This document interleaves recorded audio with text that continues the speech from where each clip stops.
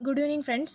ಇವತ್ತಿನ ಈ ಕ್ಲಾಸಲ್ಲಿ ನಾನು ಪ್ರಾಣಿಗಳಲ್ಲಿ ಪೋಷಣೆ ಅಂದರೆ ನ್ಯೂಟ್ರಿಷನ್ ಪ್ರೊಸೆಸ್ ಇನ್ ಎನಿಮಲ್ಸ್, ಪ್ರಾಣಿಗಳಲ್ಲಿ ಯಾವ ರೀತಿ ನ್ಯೂಟ್ರಿಷನ್ ನಾವು ಅಂದರೆ ಯಾವ ಥರ ಫುಡ್ ಇಂಟೇಕ್ ಮಾಡ್ತೇವೆ, ಅದನ್ನು ಯಾವ ರೀತಿ ಎನರ್ಜಿ ಆಗಿ ಕನ್ವರ್ಟ್ ಮಾಡ್ಕೊತವೆ ಅಂತ ಈ ಚಾಪ್ಟರ್ಲಿ ಡಿಸ್ಕಸ್ ಮಾಡ್ತಿದ್ದೀನಿ. ನಾನು ಪ್ರೀವಿಯಸ್ ವಿಡಿಯೋದಲ್ಲಿ ಸಸ್ಯಗಳಲ್ಲಿ ಪೋಷಣೆ ಅಂದರೆ ನ್ಯೂಟ್ರಿಷನ್ ಪ್ರೊಸೆಸ್ ಇನ್ ಪ್ಲ್ಯಾಂಟ್ಸ್ ಅಂತ ಡಿಸ್ಕಸ್ ಮಾಡಿದ್ದೇನೆ. ಸೊ ನನ್ನ ಪ್ರೀವಿಯಸ್ ವಿಡಿಯೋನ ಹೋಗಿ ನೀವು ನೋಡ್ಕೊಳ್ಳಿ. ಪ್ರಾಣಿಗಳು ಸಸ್ಯಗಳನ್ನು ಅಥವಾ ಕೆಲವು ಪ್ರಾಣಿಗಳು ಸಸ್ಯಾಹಾರಿ ಪ್ರಾಣಿಗಳನ್ನು ತಿಂದು ತಮ್ಮ ಪೋಷಕದ ಅಗತ್ಯತೆ ಮತ್ತು ಆಹಾರವನ್ನು ಪಡೆಯುತ್ತವೆ. ಹೌದು, ಪ್ರಾಣಿಗಳು ಏನು ಮಾಡ್ತವೆ ಅಂದರೆ ಹಲವು ಪ್ರಾಣಿಗಳು ಸಸ್ಯಗಳನ್ನು ತಿಂತವೆ. ಇನ್ನು ಕೆಲವು ಪ್ರಾಣಿಗಳು ಯಾವ ಪ್ರಾಣಿಗಳು ಸಸ್ಯಗಳನ್ನು ತಿಂದು ಬದುಕ್ತಿರ್ತವಲ್ಲ ಅಂಥ ಪ್ರಾಣಿಗಳನ್ನು ತಿಂದು ತಮ್ಮ ಪೋಷಕದ ಅಗತ್ಯತೆ ಅಂದರೆ ತಮಗೆ ಬೇಕಿರುವಂಥ ನ್ಯೂಟ್ರಿಷನ್ಸ್ನ ಪಡ್ಕೊಂಡು ತಮಗೆ ಬೇಕಿರುವಂಥ ಫುಡ್ಡನ್ನು ಪಡ್ಕೊತವೆ. ಕಾರ್ಬೋಹೈಡ್ರೇಟ್ನಂತಹ ಆಹಾರದ ಘಟಕಗಳು ಸಂಕೀರ್ಣ ವಸ್ತುಗಳು. ಅಂದರೆ ನಾವು ಏನು ಫುಡ್ಡನ್ನು ಇಂಟೇಕ್ ಮಾಡ್ತೀವಲ್ಲ ಅವು ಇನ್ ಜನರಲಿ ಯಾವುದು ನಮ್ಗೆ ಬೇಕಿರೋ ಫಾರ್ಮ್ಸಲ್ಲಿ ಎನರ್ಜಿ ಫಾರ್ಮ್ಸಲ್ಲೇ ಇರೋದಿಲ್ಲ. ಡೈಜೆಷನ್ ಪ್ರೊಸೆಸ್ ನಡೆಯುವಾಗ ಅವೆಲ್ಲ ಹಲವು ಗ್ರಂಥಿಗಳು ಇವೆಲ್ಲ ಕಾಂಪ್ಲೆಕ್ಸ್ ಫಾರ್ಮನ್ನು ಸಿಂಪಲ್ ಫಾರ್ಮ್ ಆಫ್ ಫುಡ್ಡಲ್ಲಿ ಕನ್ವರ್ಟ್ ಮಾಡಿ ನಮಗೆ ಬೇಕಿರುವಂಥ ನ್ಯೂಟ್ರಿಷನ್ಸ್ನ ಪಡೀಲಿಕ್ಕೆ ಸಹಾಯ ಮಾಡ್ತವೆ.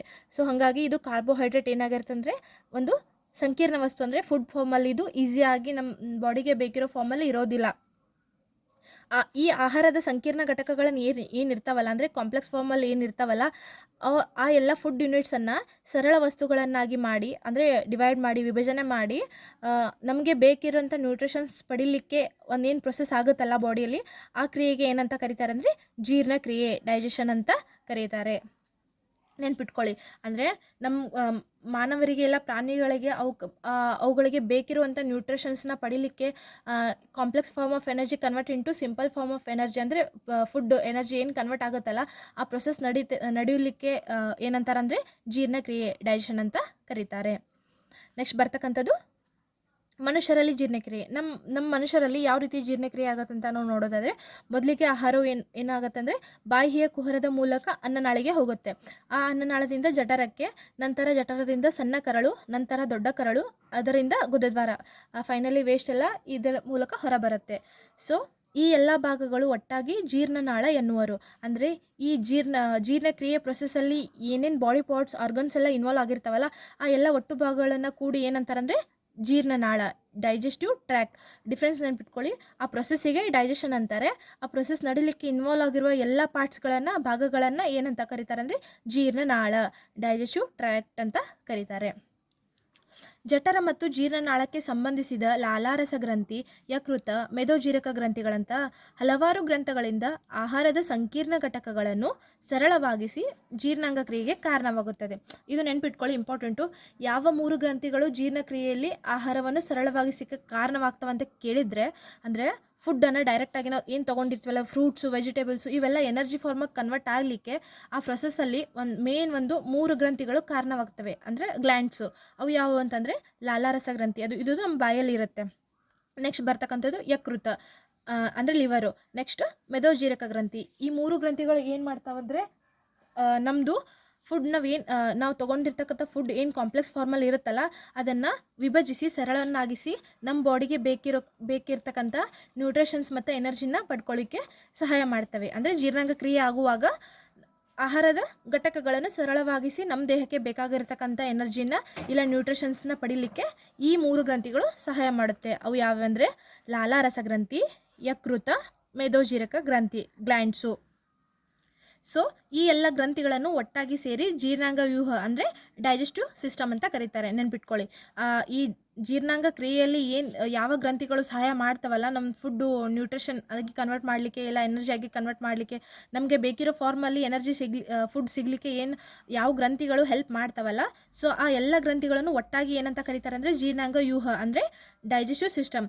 ಈ 3 ಡಿಫ್ರೆನ್ಸನ್ನು ಕರೆಕ್ಟಾಗಿ ನೆನ್ಪಿಟ್ಕೊಳ್ಳಿ. ಜೀರ್ಣಕ್ರಿಯೆ, ಜೀರ್ಣನಾಳ ಮತ್ತು ಜೀರ್ಣಾಂಗ ವ್ಯೂಹ.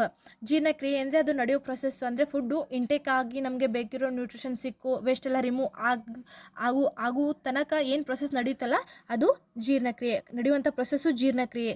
ಅದರಲ್ಲಿ ಭಾಗವಹಿಸ್ತಕ್ಕಂಥ ಅಂದರೆ ಇನ್ವಾಲ್ವ್ ಆಗ್ತಕ್ಕಂಥ ಎಲ್ಲ ಬಾಡಿ ಪಾರ್ಟ್ಸ್ಗಳ ಸಮೂಹವನ್ನು ಜೀರ್ಣನಾಳ ಅಂದರೆ ಡೈಜೆಸ್ಟಿವ್ ಟ್ರ್ಯಾಕ್ ಅಂತ ಕರೀತಾರೆ. ಮತ್ತು ಇಲ್ಲಿ ಆ ಫುಡ್ಡು ನಮ್ಮ ಸಿಂಪಲ್ ಫಾರ್ಮಲ್ಲಿ ಅಂದರೆ ಎನರ್ಜಿ ಫಾರ್ಮ್ ಆಗಿ ಇಲ್ಲ ನಮಗೆ ಬೇಕಿರ್ತಕ್ಕಂಥ ನ್ಯೂಟ್ರಿಷನ್ಸ್ ಫಾರ್ಮಲ್ಲಿ ಕನ್ವರ್ಟ್ ಮಾಡಲಿಕ್ಕೆ ಹೆಲ್ಪ್ ಮಾಡ್ತಕ್ಕಂಥ ಗ್ಲ್ಯಾಂಡ್ಸು. ಆ ಎಲ್ಲ ಗ್ಲ್ಯಾಂಡ್ಸ್ಗಳನ್ನು ಒಟ್ಟಾರೆಯಾಗಿ ಜೀರ್ಣಾಂಗ ವ್ಯೂಹ ಅಂದರೆ ಡೈಜೆಸ್ಟಿವ್ ಸಿಸ್ಟಮ್ ಅಂತ ಕರೀತಾರೆ. ನೆಕ್ಸ್ಟ್ ಬರ್ತಕ್ಕಂಥದ್ದು ಹಾಲು ಹಲ್ಲುಗಳು ಮತ್ತು ಶಾಶ್ವತ ಹಲ್ಲುಗಳು. ಅಂದರೆ ಮನುಷ್ಯ ಹುಟ್ಟಿನಿಂದ ಸಾಯುವವರೆಗೆ ಆ ಮನುಷ್ಯನಲ್ಲಿ 2 ರೀತಿ ಹಲ್ಲುಗಳು ಬೆಳೆಯುತ್ತವೆ. ಹುಟ್ಟಿದ ಕೆಲವು ತಿಂಗಳಲ್ಲಿ ಅಂದರೆ 7 ರಿಂದ 8 ತಿಂಗಳಲ್ಲಿ ಮೊದಲಿಗೆ ಕಂಡು ಬರ್ತಕ್ಕಂಥವು ಹಾಲು ಹಲ್ಲುಗಳು. ಇವು ಮನುಷ್ಯನ ಶೈಶಾವಸ್ಥೆ ಹಂತದಲ್ಲಿ ಕಂಡುಬರ್ತವೆ. ಇವಕ್ಕೆ ಮಿಲ್ಕ್ ಟೀತ್ ಅಂತ ಕರೀತಾರೆ ಹಾಲು ಹಲ್ಲುಗಳು. ಇವು ಮ್ಯಾಕ್ಸಿಮಮ್ ಅಂದರೆ 6 ರಿಂದ 8 ವರ್ಷದ ಪ್ರಾಯದ ತನಕ ಇದ್ದು ಆಮೇಲೆ ಅವು ಬಿದ್ದು ಹೋಗ್ತವೆ. ಅದರಲ್ಲಿ ತದನಂತರ ಇದರ ಬದಲಿಗೆ ಅಂದರೆ ಅದೇ ಜಾಗದಲ್ಲಿ ಮೂಡುವ ಹೊಸ ಹಲ್ಲುಗಳಿಗೆ ಮತ್ತೆ ಬೆಳತಕ್ಕಂಥ ಹಲ್ಲುಗಳಿಗೆ ಏನಂತ ಕರೀತಾರೆ ಅಂದರೆ ಶಾಶ್ವತ ಹಲ್ಲುಗಳು, ಪರ್ಮನೆಂಟ್ ಟೀತ್ ಅಂತ ಕರೀತಾರೆ. ಇವು ಮನುಷ್ಯನ ಆಯಸ್ಸಿರುವವರೆಗೂ ಅಂದರೆ ಮನುಷ್ಯನ ಸಾವಿನವರೆಗೂ ಇಲ್ಲ ವೃದ್ಧಾಪ್ಯದವರೆಗೂ ಇರ್ತವೆ. ಏನೋ ಸಮ್ ಟೀತ್ ಡಿಸೀಸಸ್ ಅಂದರೆ ಹಲ್ಲಿನ ಏನಾದರೂ ತೊಂದರೆ ಬಂದರೆ, ರೋಗ ಬಂದರೆ ಆ ಟೈಮಲ್ಲಿ ಮಾತ್ರ ಬಿದ್ದು ಹೋಗ್ಬೋದು. ಇಲ್ಲಾಂದರೆ ಮನುಷ್ಯನ ಸಾವಿನವರೆಗೆ ಅಥವಾ ವೃದ್ಧಾಪ್ಯದವರೆಗೆ ಈ ಶಾಶ್ವತ ಹಲ್ಲುಗಳು ಕಂಡುಬರ್ತವೆ. ಹಲ್ಲುಗಳಲ್ಲಿ 4 ವಿಧ ಅಂದರೆ ನಮ್ಮದೇನು ಮಾನವರಲ್ಲಿ ಹಲ್ಲುಗಳಿದಾವಲ್ಲ ಅದರಲ್ಲಿ ಅವುಗಳ ಕಾರ್ಯ ಮತ್ತು ಅವುಗಳ ಆಕಾರದ ಮೇಲೆ 4 ಥರ ವಿಧಾನ ಮಾಡಿದ್ದಾರೆ. ಅವು ಯಾವುಗಳಂದರೆ ದವಡೆ ಹಲ್ಲು, ಕಿರು ದವಡೆ ಹಲ್ಲು, ಕೋರೆ ಹಲ್ಲು, ಬಾಚಿ ಹಲ್ಲು. ಫ್ರಂಟ್ ಏನು 4 ಇರುತ್ತಲ್ಲ ಅಂದರೆ ಬಾಯಿಯ ಮುಂದ್ಗಡೆ ಇರ್ತಕ್ಕಂಥ 4 ಹಲ್ಲುಗಳನ್ನು ಬಾಚಿ ಹಲ್ಲುಗಳಂತ ಕರೀತಾರೆ. ಅದು ಮೇಲ್ 4 ಕೆಳಗೆ 4 ಟೋಟಲಾಗಿ 8 ಇರ್ತವೆ. ಅದ್ರ ಪಕ್ಕ ಬರತಕ್ಕಂಥವು ಕೋರೆ ಹಲ್ಲುಗಳು. ಅದ್ರ ಪಕ್ಕ ಆ ಸೈಡು ಈ ಸೈಡ್ ಬರ್ತಕ್ಕಂಥವು ಕೋರೆ ಹಲ್ಲುಗಳು. ದವಡೆ ಹಲ್ಲುಗಳಂದರೆ ನಮ್ಮ ದವಡೆಯಲ್ಲಿ ಏನು ನಾವು ಆಹಾರ ಜಗಿಲಿಕ್ಕೆ ಮತ್ತು ಸಣ್ಣ ಮಾಡಲಿಕ್ಕೆ ಏನು ಯೂಸ್ ಮಾಡ್ತೀವಲ್ಲ ಅವು ದವಡೆ ಹಲ್ಲುಗಳು. ಅದ್ರ ನೆಕ್ಸ್ಟ್ ಆಗಿ ಬರ್ತಕ್ಕಂಥವು ಕಿರು ದವಡೆ ಹಲ್ಲುಗಳು. ಅಂದರೆ ಟೋಟಲ್ ಆಗಿ ಮೊದಲಿಗೆ ಒಬ್ಬ ಮನುಷ್ಯನಲ್ಲಿ ಅಂದರೆ ಬೆಳೀತಾ ಒಬ್ಬ ಮನುಷ್ಯನಲ್ಲಿ 28 ಹಲ್ಲುಗಳು ಇರ್ತವೆ. ಅಂದರೆ ಸ್ಟಾರ್ಟಿಂಗ್ ಎಲ್ಲ ಹಾಲು ಹಲ್ಲುಗಳು ಬಿದ್ದ ಮೇಲೆ ಶಾಶ್ವತ ಹಲ್ಲುಗಳು ಏನು ಬರ್ತಾವಲ್ಲ ಅವು ಮೊದಲಿಗೆ 28 ಇರ್ತವೆ. ನಂತರ ಒಬ್ಬ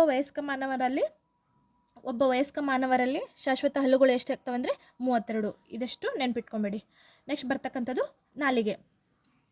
ನಾಲಿಗೆ ಒಂದು ಮೃದುವಾದ ಮಾಂಸದ ಅಂಗವಾಗಿದ್ದು ಬಾಯಿಯ ಕುರುಹದ ಹಿಂಬದಿಯಲ್ಲಿ ತಳಭಾಗಕ್ಕೆ ಅಂಟಿಕೊಂಡಿದೆ. ಇದು ಒಂದು ಮೃದುವಾದ ಮಾಂಸದ ಅಂಗವಾಗಿದೆ, ನಮಗೆಲ್ಲ ಗೊತ್ತು. ಇದರದ ಕಾರ್ಯಗಳನ್ನು ನೋಡೋಣ. ಮಾತನಾಡಲು ನಾಲಿಗೆಯನ್ನು ಬಳಸುತ್ತೇವೆ. ಹೌದು, ನಮ್ಮ ನಾಲಿಗೆ ಇರಲಿಲ್ಲ ಅಂದರೆ ನಾವು ಯಾವ ಪದಗಳನ್ನು ಕರೆಕ್ಟಾಗಿ ಉಚ್ಚಾರ ಮಾಡಲಿಕ್ಕೆ ಆಗ್ತಾ ಇರಲಿಲ್ಲ. ಸೊ ಬೇಕಿದ್ರೆ ನೀವು ನಾಲಿಗೆಯನ್ನು ಒಂದು ಸೆಕೆಂಡ್ ಹೋಲ್ಡ್ ಮಾಡಿ ಇಟ್ಕೊಂಡು ನೋಡಿ. ಸೊ ಇದ್ರದ್ದು ಒಂದು ಮೇನ್ ಇಂಪಾರ್ಟೆಂಟ್ ಕೆಲಸ ಅಂದರೆ ಮಾತನಾಡಲು ನಾಲಿಗೆಯನ್ನು ಬಳಸುತ್ತೇವೆ. ಆಹಾರವನ್ನು ಜಗಿಯುವಾಗ ಅದರ ಜೊತೆ ಲಾಲಾರಸ ಮಿಶ್ರಣ ಮಾಡಲು ಮತ್ತು ನುಂಗಲು ಸಹಾಯ ಮಾಡುತ್ತದೆ. ನಮ್ಮ ಬಾಯಿಯಲ್ಲಿ ಏನು ಲಾಲಾರಸ ಇರುತ್ತಲ್ಲ, ಕನ್ಫ್ಯೂಸ್ ಮಾಡ್ಕೋಬೇಡಿ. ಲಾವಾರಸ, ಲಾಲಾರಸ. ಬಾಯಿಯಲ್ಲಿರೋದು ಲಾಲಾರಸ. ಅದು ಏನು ಗುಡ್ಡ ಬೆಟ್ಟಗಳಲ್ಲಿ ಬೆಂಕಿಯ ಜ್ವಾಲೆ ಹೊರಚಿಮ್ಮುತ್ತಲ್ಲ ಅದು ಲಾವಾರಸ. ಇದು ಲಾಲಾರಸ, ಸಲೈವ. ಆಹಾರವನ್ನು ಜಗಿಯುವಾಗ ಅದರ ಜೊತೆ ಲಾಲಾರಸವನ್ನು ಮಿಶ್ರಣ ಮಾಡಿ ನುಂಗಲು ನಾಲಿಗೆ ಏನು ಮಾಡುತ್ತೆ ಅಂದರೆ ಸಹಾಯ ಮಾಡುತ್ತೆ. ಮತ್ತು ಇನ್ನೊಂದು ಇದ್ರ ಮೇನ್ ಇಂಪಾರ್ಟೆಂಟ್ ವರ್ಕ್ ಅಂದರೆ ಏನಿದ್ರದ್ದು ಕೆಲಸ ಅಂತ ಹೇಳ್ಬೋದಾದರೆ ಆಹಾರದ ಬೇರೆ ಬೇರೆ ರುಚಿಗಳನ್ನು ಪತ್ತೆ ಮಾಡುವ ರಸಾಂಕುರಗಳು ನಾಲಿಗೆಯಲ್ಲಿವೆ. ಅಂದರೆ ಉಪ್ಪು, ಹುಳಿ, ಖಾರ ಮತ್ತು ಸಿಹಿ ಈ ಥರ ಎಲ್ಲ ಏನು ಡಿಫ್ರೆಂಟ್ ನಾವು ಟೇಸ್ಟ್ ಮಾಡ್ತೀವಲ್ಲ ಆ ಟೇಸ್ಟ್ ಮಾಡಲಿಕ್ಕೆ ನಮ್ಮ ನಾಲಿಗೆಯಲ್ಲಿ ಒಂದು ರಸಾಂಕುರಗಳಿವೆ. ಅದಿರಲಿಲ್ಲ ಅಂದರೆ ನಮಗೆ ಡಿಫ್ರೆನ್ಷಿಯೇಷನ್ನೇ ಗೊತ್ತಾಗ್ತಿಲ್ಲಾಗಿತ್ತು. ಎಲ್ಲದಕ್ಕೂ ಒಂದೇ ರೀತಿ ನಾವು ಟ್ರೀಟ್ ಮಾಡಬೇಕಾಗ್ತಿತ್ತು. ಸೊ ಹಾಗಾಗಿ ಇದು ಕೂಡ ಒಂದು ನಾಲಿಗೆಯ ಒಂದು ಅತಿ ಮುಖ್ಯವಾದ ಕಾರ್ಯ ಅಂತ ಹೇಳ್ಬೋದು. ನೆಕ್ಸ್ಟ್ ಬರ್ತಕ್ಕಂಥದ್ದು ಅನ್ನನಾಳ, ಫುಡ್ ಪೈಪ್. ಅಂದರೆ ನಾವು ನುಂಗುವ ಆಹಾರವು ಅನ್ನನಾಳವನ್ನು ಪ್ರವೇಶಿಸಿ ಅಲ್ಲಿಂದ ಜಠರಕ್ಕೆ ಹೋಗುತ್ತದೆ. ಸೊ ಅನ್ನನಾಳವು ಕತ್ತು ಮತ್ತು ಎದೆಯ ಭಾಗದ ಉದ್ದಕ್ಕೂ ಇರುವುದನ್ನು ಕಾಣಬಹುದಾಗಿದೆ. ಅಂದರೆ ಅನ್ನನಾಳ ನಮ್ಮ ಕುತ್ತಿಗೆಯಿಂದ ಸ್ಟಾರ್ಟ್ ಆಗಿ ಎದೆಯು ಮುಗಿಯುವವರೆಗೆ ಅಂದರೆ ಎದೆ ಭಾಗ ಮುಗಿಯುವವರೆಗೂ ಕೂಡ ಈ ಅನ್ನನಾಳ ಇರುತ್ತೆ. ಅಂದರೆ ನಾವು ತಗೊಂಡಿರ್ತಕ್ಕಂಥ ಆಹಾರವು ಈ ಅನ್ನನಾಳದ ಮುಖಾಂತರ ಜಠರಕ್ಕೆ ಹೋಗುತ್ತದೆ. ನೆಕ್ಸ್ಟ್ ಬರ್ತಕ್ಕಂಥದ್ದು ಜಠರ. ಅನ್ನನಾಳ ನಾವು ತಗೊಂಡಿರ್ತಕ್ಕಂಥ ಫುಡ್ಡು ಅನ್ನನಾಳ ಮುಖಾಂತರ ಎಲ್ಲಿಗೆ ಹೋಗುತ್ತೆ ಅಂದರೆ ಜಠರ. ಇದು ಒಂದು ದಪ್ಪ ಭಿತ್ತಿಯ ಒಂದು ಚೀಲದಂಥ ಆಕೃತಿಯಾಗಿದೆ. ಅಂದರೆ ಇಲ್ಲಿ ಈ ಜಠರದ್ದು ಭಿತ್ತಿ ಅಂದರೆ ಏನು ವಾಲ್ ಇರುತ್ತಲ್ಲ ಎಂಡ್ಗೆ, ಈ ಜಠರ ಒಂದು ಜೆ ಶೇಪ್ ಈ ಥರ ಒಂದು ಫಾರ್ಮಲ್ಲಿ ಇರುತ್ತೆ ಜಠರ. ಅಂದರೆ ಅನ್ನನಾಳದಿಂದ ಬರ್ತಕ್ಕಂಥ ಆಹಾರ ಮತ್ತು ನಾವೆಲ್ಲ ಏನು ಇಂಟೇಕ್ ಮಾಡಿರ್ತೀವಲ್ಲ ಅದು ಇಲ್ಲಿಗೆ ಬರುತ್ತೆ. ಇದರ ಭಿತ್ತಿ ಅಂದರೆ ವಾಲ್ ಅಂತ ಏನು ಹೇಳ್ತೀವಲ್ಲ ಅದು ಒಂದು ಚೀಲದಂಥ ಅಂದರೆ ದಪ್ಪವಾಗಿದ್ದು, ಇದು ಒಂದು ಭಿತ್ತಿ ದಪ್ಪವಾಗಿದ್ದು ಇದು ಒಂದು ಚೀಲದಂಥ ಆಕೃತಿಯಲ್ಲಿ ಇರುತ್ತೆ ಜಠರ. ಇದರ ಆಕಾರವು ಚಪ್ಪಟೆಯಾದ ಜೆ ಥರ ಇದೆ. ಇದರ ಆಕಾರ ಚಪ್ಪಟೆಯಾಗಿ ಜೆ ಥರ ಇದೆ. ಆಹಾರ ನಾಳದ ಅತ್ಯಂತ ಅಗಲವಾದ ಭಾಗವಾಗಿದೆ. ಎಕ್ಸಾಮಲ್ಲಿ ಕೇಳ್ಬೋದು ಈ ಥರ. ಅಂದರೆ ಆಹಾರ ನಾಳದ ಅತ್ಯಂತ ಅಗಲವಾದ ಭಾಗ ಯಾವುದು ಅಂತಂದರೆ ಜಠರ ಅಂತ ಹೇಳಬೇಕು. ಅಗಲವಾಗಿದ್ದು, ಉದ್ದ ಅಲ್ಲ, ಅಗಲವಾಗಿದ್ದು. ಉದ್ದವಾದ ಭಾಗ ಅಂದರೆ 100% ಸಣ್ಣ ಕರಳು ಬರುತ್ತೆ. ಯಾಕಂದರೆ ಅದು ಸುರುಳಿ ಆಕಾರದಲ್ಲಿದ್ದು 7.5 ಮೀಟರ್ ಉದ್ದವಿರುತ್ತದೆ. ಸೊ ಹಾಗಾಗಿ ಅಗಲದ ಭಾಗ ಜಠರ, ಉದ್ದವಾದ ಭಾಗ ಸಣ್ಣ ಕರಳು. ಇಲ್ಲಿ ನೋಡಿ, ಜಠರದಲ್ಲಿ ಒಳಪದರದಲ್ಲಿ ಏನೇನು ಇರ್ತಾವಂದರೆ ಅಂಟಾದ ಲೋಳೆ, ಹೈಡ್ರೋಕ್ಲೋರಿಕ್ ಆ್ಯಸಿಡ್ HCl ಮತ್ತು ಜೀರ್ಣರಸಗಳು. ಇವೆಲ್ಲ ಎಕ್ಸಾಮ್ ಪರ್ಪಸು ಪಾಯಿಂಟ್ ಕೂಡ ಇಂಪಾರ್ಟೆಂಟ್ ಆಗ್ತದೆ. ಸೊ ಯಾಕೆಂದರೆ ನಾನು ಬರೆದಿರೋದೇ ಮೇನ್ ಪಾಯಿಂಟ್ಸ್ ಏನಿರ್ತಾವಲ್ಲ, ಒಂದು ಚಾಪ್ಟ್ರಲ್ಲಿ ಬರ್ತಕ್ಕಂಥ ಎಲ್ಲ ಮೇನ್ ಪಾಯಿಂಟ್ಸನ್ನು ಡಿಸ್ಕಸ್ ಮಾಡಿದ್ದೇನೆ. ಸೊ ನೀವು ಇದರಲ್ಲಿ ಏನಾದರೂ ಮತ್ತೆ ಇಂಪಾರ್ಟೆಂಟ್ ಅಂತ ಸೆಲೆಕ್ಟ್ ಮಾಡಿ ಸೆಲೆಕ್ಟಿವ್ ಟರ್ಮ್ಸನ್ನು ಓದಲಿಕ್ಕೆ ಸ್ಟಾರ್ಟ್ ಮಾಡಿದರೆ ನಿಮಗೆ ಸ್ಕೋರ್ ಆಗೋದು ಕಷ್ಟ ಆಗುತ್ತೆ. ಯಾಕಂದರೆ ನಾನು ಹೇಳಿರ್ತಕ್ಕಂಥ ಒಂದು ಪಾಯಿಂಟ್ನು ಬಿಡದೆ ನೀವು ಸ್ಟಡಿ ಮಾಡಿ. ಆಲ್ಮೋಸ್ಟ್ ನಾನು ನಿಮ್ಗೆ ಎಲ್ಲರಿಗೂ ಯೂಸ್ ಆಗಬೇಕಂತ ಜಾಸ್ತಿ ಓನ್ಲಿ ಇಂಪಾರ್ಟೆಂಟ್ ಪಾಯಿಂಟ್ಸ್ ಅಷ್ಟೇ ಅಲ್ಲದೆ ಒಂಥರ ಫುಲ್ ಲೆಸನ್ ಥರನೇ ನಾನು ನೋಟ್ಸನ್ನು ಪ್ರಿಪೇರ್ ಮಾಡಿದ್ದೇನೆ. ಸೊ ಹಾಗಾಗಿ ಇಲ್ಲಿ ಯಾವ ಪಾಯಿಂಟನ್ನು ನೀವು ನೆಗ್ಲೆಕ್ಟ್ ಮಾಡಬೇಡಿ. ಎಲ್ಲ point exam point of view very important ಅಂತ ಹೇಳಿಕೆ ಇಷ್ಟಪಡ್ತೀನಿ. ಸೊ ಹಾಗಾಗಿ ಎಲ್ಲ ಪಾಯಿಂಟ್ಸನ್ನು ನೀವು ಡೀಟೇಲಾಗಿ ಒಂದು ಸತಿ ಓದ್ಕೊಂಡ್ಬಿಟ್ರೆ ನಿಮಗೆ ರಿವಿಷನ್ ಮಾಡೋ ಟೈಮಲ್ಲಿ ತುಂಬ ಹೆಲ್ಪ್ ಆಗುತ್ತೆ. ಸೊ ಗೊತ್ತಾಯ್ತಲ್ಲ, ಈ ಜಠರದ ವಾಲ್ ಇರುತ್ತಲ್ಲ, ಅಂದರೆ ಹೊರಪದರ ಏನಿರುತ್ತಲ್ಲ ಅದು ದಪ್ಪವಾಗಿರುತ್ತದೆ ಮತ್ತು ಈ ಜಠರ ಒಂದು ಚೀಲದಂತ, ಅಂದರೆ ಒಂದು ಚೀಲದ ಥರ ಇದು ಕಂಡುಬರುತ್ತೆ. ಮತ್ತು ಇದ್ರ ಶೇಪ್ ಅಂದರೆ ಇದರ ಆಕಾರ ಯಾವ ಥರ ಇದೆ ಅಂದರೆ ಚಪ್ಪಟೆಯಾಗಿ ಜೆ ಆಕಾರದಲ್ಲಿದೆ. ಮತ್ತು ಇದು ಆಹಾರ ನಾಳದಲ್ಲಿ ಅಂದರೆ ಅತ್ಯಂತ ಅಗಲವಾದ ಏನು ಫುಡ್ ಪೈಪ್ ಎಂಡ್ ಏನಾಗುತ್ತಲ್ಲ, ಅಂದರೆ ಇದ್ರ ಆ ಪಾರ್ಟಲ್ಲಿ ಅತಿ ಅಗಲವಾದ ಭಾಗವಾಗಿದೆ. ಜಠರದ ಒಳಪದರವು ಅಂಟಾದ ಲೋಳೆ, HCl ಮತ್ತು ಅಂದರೆ ಕೇಳ್ಬೋದು ಎಕ್ಸಾಮಲ್ಲಿ. ಅಂದರೆ ಪ್ರತಿ ಪಾಯಿಂಟನ್ನು ನೀವು ಎಕ್ಸಾಮ್ ಪಾಯಿಂಟ್ ಆಫ್ ವ್ಯೂ ಇದು ಇಂಪಾರ್ಟೆಂಟ್, ಇದು ಬಂದೇ ಬರುತ್ತೆ ಅನ್ನೋ ರೀತಿ ಓದಿದರೆ ನಿಮಗೆ ವ್ಯಾಲ್ಯೂ, ಅಂದರೆ ಎಕ್ಸಾಮಲ್ಲಿ ಒಂದೊಂದು ಪಾಯಿಂಟಿದು ವ್ಯಾಲ್ಯೂ ನಿಮಗೆ ಗೊತ್ತಾಗುತ್ತೆ. ಸೊ ನೆಗ್ಲೆಕ್ಟ್ ಮಾಡಬೇಡಿ.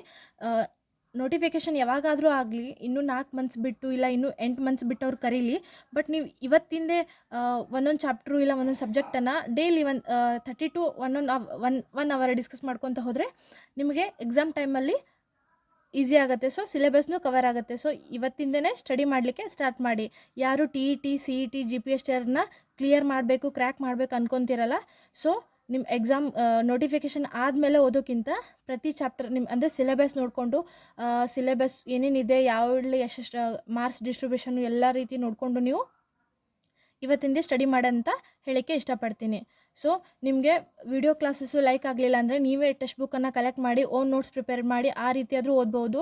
ಇಲ್ಲ ಯಾರು ಯೂಟ್ಯೂಬಿಂದ ಕ್ಲಾಸ್ ಕೇಳ್ತಿದ್ದೀರಲ್ಲ ಅವ್ರಿಗೆ ನನ್ನ ಕ್ಲಾಸ್ ಅಂತಲ್ಲ, ನಿಮಗೆ ಯಾವುದು ಕಂಫರ್ಟ್ ಆಗುತ್ತಲ್ಲ ಅವ್ರ ಕ್ಲಾಸಸನ್ನು ಕೇಳಿ ಇವಾಗಿಂದೇ ಸ್ಟಡಿ ಮಾಡಿ ಅಂತ ಹೇಳಿಕ್ಕೆ ಇಷ್ಟಪಡ್ತೀನಿ.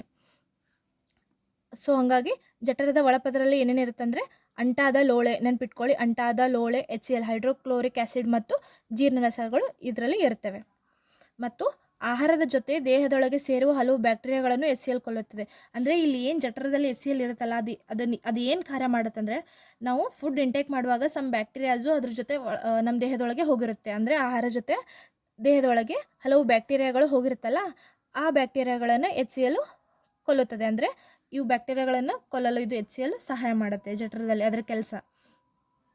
ಮತ್ತು ಈ ಜೀರ್ಣರಸಗಳು ಇರ್ತಾವಲ್ಲ, ಮತ್ತು ಅವು ಏನು ಮಾಡ್ತಾವಂದರೆ ಪ್ರೋಟೀನ್ಗಳನ್ನು ಸರಳ ವಸ್ತುಗಳಾಗಿ ವಿಭಜಿಸುತ್ತೆ. ನಾನು ಆಗಲೇ ಹೇಳಿದಾಗೆ ಈ ಕಾರ್ಬೋಹೈಡ್ರೇಟ್ಸು, ಪ್ರೋಟೀನ್ಸು, ಫ್ಯಾಟ್ಸು, ವಿಟಮಿನ್ಸು ಇವು ಡೈರೆಕ್ಟ್ ನಮಗೆ ಬೇಕಿದ್ದ ನ್ಯೂಟ್ರಿಷನ್ ಫಾರ್ಮ್ಸಲ್ಲಿ ಸಿಗೋದಿಲ್ಲ. ಸೊ ಇವುಗಳನ್ನು ಪ್ರೋಟೀನ್ಗಳನ್ನು ಸಿಂಪಲ್ ಮೆಟೀರಿಯಲ್ ಅಂದರೆ ಸರಳ ವಸ್ತುಗಳಾಗಿ ವಿಭಜಿಸಲು ಯಾವ್ದು ಕಾರಣ ಅಂದರೆ ಯಾವ್ದು ಹೆಲ್ಪ್ ಮಾಡುತ್ತೆ ಅಂದರೆ ಈ ಜೀರ್ಣರಸಗಳು. ನೀವು ಯಾವ ರೀತಿ ಓದಬೇಕಂದ್ರೆ, ಫಸ್ಟ್ ಈಗ ಜಠರ ಅಂತ ಬಂದಮೇಲೆ ಅದರಲ್ಲಿ ಏನೇನು ಇರುತ್ತೆ, ಅದರದ್ದು ವಾಲ್ ಹೆಂಗಿರುತ್ತೆ, ಮತ್ತು ಅದರದ್ದು ಶೇಪ್ ಯಾವ ರೀತಿ ಇರುತ್ತೆ, ಅದ್ರ ಕೆಲಸ ಏನು, ಮತ್ತು ಅದರದ್ದು ಅದರಲ್ಲಿ ಇನ್ನರ್ ಪಾರ್ಟ್ ಅಂದರೆ ಇನ್ನರ್ ಲೇಯರಲ್ಲಿ ಏನೇನು ಇದೆ, ಮತ್ತು ಅದ್ರ ಕೆಲಸ ಏನು, ಈ ರೀತಿಯಾಗಿ ನೀವು ಫಸ್ಟಿಗೆ ಅದರ ನೀವೇ ಇಮ್ಯಾಜಿನೇಷನ್ ಸ್ಟಡಿ ಮಾಡ್ಕೊಂಡು ಓದಿದರೆ ನಿಮಗೆ ಪಾಯಿಂಟ್ಸು ಕ್ಲಿಯರಾಗಿ ನೆನ್ಪುಳಿಯುತ್ತೆ. ಸೊ ಅಂದರೆ ನೀವು ಒಂದು ಏನು ತೊಗೊಂಡಿರ್ತೀರಲ್ಲ, ಯಾವುದಾದ್ರೂ ಒಂದ್ರ ಬಗ್ಗೆ ಸ್ಟಡಿ ಮಾಡ್ತಿದ್ರೆ ಫಸ್ಟಿಂದ ಅದರದ್ದು ಪ್ರೊಸೆಸ್ಸಲ್ಲಿ ಏನೇನು ಬರ್ತವೆ, ಏನೇನು ಪ್ರೊಸೆಸ್ ಆಗುತ್ತೆ ಅಂತ ಪ್ರಾಕ್ಟಿಕಲಾಗಿ ನೀವು ಥಿಂಕ್ ಮಾಡ್ಕೊಂಡು ಪದೇ ಪದೇ ರಿವಿಷನ್ ಮಾಡ್ತಾ ಓದಿದರೆ ನಿಮಗೆ ಎಲ್ಲ ಟರ್ಮ್ಸು ಕ್ಲಿಯರಾಗಿ ನೆನ್ಪುಳುತ್ತವೆ. ಸೊ ಹಾಗಾಗಿ ಬೋತ್ ಕನ್ನಡ ಹಾಗೂ ಇಂಗ್ಲೀಷ್ ಎಲ್ಲ ಟರ್ಮ್ಸನ್ನು, ಡೆಫಿನೇಷನ್ನ, ಸಮ್ ಪರ್ಟಿಕ್ಯುಲರ್ ಎಲ್ಲ ಏನು ಇನ್ವೆನ್ಷನ್ಸ್ ಆಗಿರ್ತಾವಲ್ಲ ಅವೆಲ್ಲವೂ ಸೈನ್ಸಲ್ಲಿ ವೆರಿ ವೆರಿ ಇಂಪಾರ್ಟೆಂಟ್ ಅಂತ ಹೇಳ್ಬೋದು. ಗೊತ್ತಾಯ್ತಲ್ಲ ಜಠರದ ಫಂಕ್ಷನ್ಸ್ ಏನು, ಅದರಲ್ಲಿ ಏನಿರುತ್ತೆ ಅಂತ. ನೆಕ್ಸ್ಟ್ ಬರ್ತಕ್ಕಂಥದ್ದು ಸಣ್ಣ ಕರಳು, ಸ್ಮಾಲ್ ಇಂಟೆಸ್ಟೈನ್. ಈ ಸಣ್ಣ ಕರಳು ಸುರುಳಿಯಾಗಿ ಸುತ್ತಲ್ಪಟ್ಟಿದ್ದು ಸುಮಾರು 7.5 ಮೀಟರ್ ಉದ್ದವಿದೆ. ಈ ಡೈಜೆಸ್ಟಿವ್ ಪ್ರೊಸೆಸ್ಸಲ್ಲಿ ಎಲ್ಲ ಆರ್ಗನಲ್ಲಿ ಅತ್ಯಂತ ಉದ್ದವಾದ ಇರೋ ಆರ್ಗನ್ ಅಂದರೆ ಸಣ್ಣ ಕರಳು. ಈ ಸಣ್ಣ ಕರಳು ಸುರುಳಿಯಾಗಿದ್ದು ಇದು ಸುಮಾರು ನೋಡಿ ನೆನ್ಪಿಟ್ಕೊಳ್ಳಿ, ಸಣ್ಣ ಕರಳಿನ ಉದ್ದ 7.5 ಮೀಟರ್. ಇದು ಯಕೃತ ಅಂದರೆ ಲಿವರು ಮತ್ತು ಮೆದೋಜೀರಕಾಂಗಗಳಿಂದ ಸ್ರವಿಕೆಯನ್ನು ಪಡೀತದೆ. ಅಂದರೆ ಅವು ಏನು ಲಿಕ್ವಿಡ್ಸ್ ಫಾರ್ಮಲ್ಲಿ ಏನು ಬಿಡುಗಡೆ ಮಾಡ್ತಾವಲ್ಲ, ಅಲ್ಲಿಂದ ಇದು ಏನು ಪಡೀತೆ ಅಂದರೆ ಸ್ರವಿಕೆಯನ್ನು, ಅಂದರೆ ಆ ರಸಗಳನ್ನು ಪಡೆಯುತ್ತದೆ. ಇದರ ಜೊತೆಗೆ ಭಿತ್ತಿ ಸಹ ರಸಗಳನ್ನು, ಅಂದರೆ ಸಮ್ ಟೈಪ್ ಆಫ್ ಲಿಕ್ವಿಡ್ಸ್, ಈಗ ನಮ್ಮ ಬಾಯಿಯಲ್ಲಿ ಯಾವ ಥರ ಲಾಲಾರಸ ಇದೆಯಲ್ಲ, ಹಾಗೆ ನಮ್ಮದು ಡೈಜೆಷನ್ ಪ್ರೊಸೆಸ್ ಆಗಬೇಕಂದ್ರೆ ಅಲ್ಲಿ ಕೂಡ ಮೆದೋಜೀರಕ ಗ್ರಂಥಿ ಮತ್ತು ಯಕೃತ ಇವು ಕೂಡ ಏನು ಮಾಡ್ತವೆ ಅಂದರೆ ಯಾವುದೋ ಲಿಕ್ವಿಡ್ ಫಾರ್ಮ್ಸಲ್ಲಿ ರಸಗಳನ್ನು ಉತ್ಪಾದನೆ ಮಾಡ್ತವೆ. ಅಲ್ಲಿಂದ ಇದು ಸಣ್ಣ ಕರಳು ಏನು ಮಾಡ್ತಂದರೆ ಆ ಸ್ರವಿಕೆಯನ್ನು ಪಡ್ಕೊಳ್ಳುತ್ತದೆ. ಜಠರದ ಮೇಲುಗಡೆ ಬಲಭಾಗದಲ್ಲಿ ಬಲಬದಿಯಲ್ಲಿ ಇರುವಂತಹ ಕೆಂಪು ಮಿಶ್ರಿತ ಕಂದು ಬಣ್ಣದ ಗ್ರಂಥಿಯೇ ಯಕೃತ, ಲಿವರ್. ಇದ್ರ ಮೇಲೆ ಎಕ್ಸಾಮಲ್ಲಿ ಯಾವುದೋ ಒಂದು ಇಯರಲ್ಲಿ ಇದ್ರ ಮೇಲೆ ಕ್ವಶನ್ ಬಂದಿತ್ತು. ಲಿವರ್ ಅಂದರೆ ದೇಹದ ಅತ್ಯಂತ ದೊಡ್ಡ ಗ್ರಂಥಿ ಯಾವುದು ಅಂತ. ಸೊ ಅದು ಲಿವರು, ನೆನ್ಪಿಟ್ಕೊಳ್ಳಿ. ನಮ್ಮ ದೇಹದ ಅತ್ಯಂತ ದೊಡ್ಡ ಗ್ರಂಥಿ ಗ್ಲ್ಯಾಂಡ್ ಯಾವುದಂದರೆ ಯಕೃತ, liver. Very very important terms. ಇದು ಎಲ್ಲಿರುತ್ತೆ ಅಂದರೆ ಜಠರದ ಮೇಲ್ಗಡೆ, ಅಂದರೆ ಇದು ನಾವೇನು ಜಠರ ಓದಿದ್ವಲ್ಲ, ಅಂದರೆ ಸ್ಟಮಕ್ ಪಾರ್ಟು, ಅದ್ರಾಗ ಅಲ್ಲೇ ಮೇಲ್ಗಡೆ ರೈಟ್ ಸೈಡ್ ಇರುತ್ತೆ ಕೆಂಪು ಮಿಶ್ರಿತ ಕಂದು ಬಣ್ಣದ ಗ್ರಂಥಿ. ನಮ್ಮ ದೇಹದ ಅತ್ಯಂತ ದೊಡ್ಡ ಗ್ರಂಥಿ ಯಾವುದಂದರೆ ಲಿವರ್. ಯಾವುದಂದರೆ ಯಕೃತ. ನಮ್ಮ ದೇಹದ ಅತ್ಯಂತ ದೊಡ್ಡ ಗ್ಲ್ಯಾಂಡ್ ಯಾವುದಂದರೆ ಯಕೃತ, ಲಿವರ್. ಈ ಪಾಯಿಂಟನ್ನು ನೆನ್ಪಿಟ್ಕೊಳ್ಳಿ.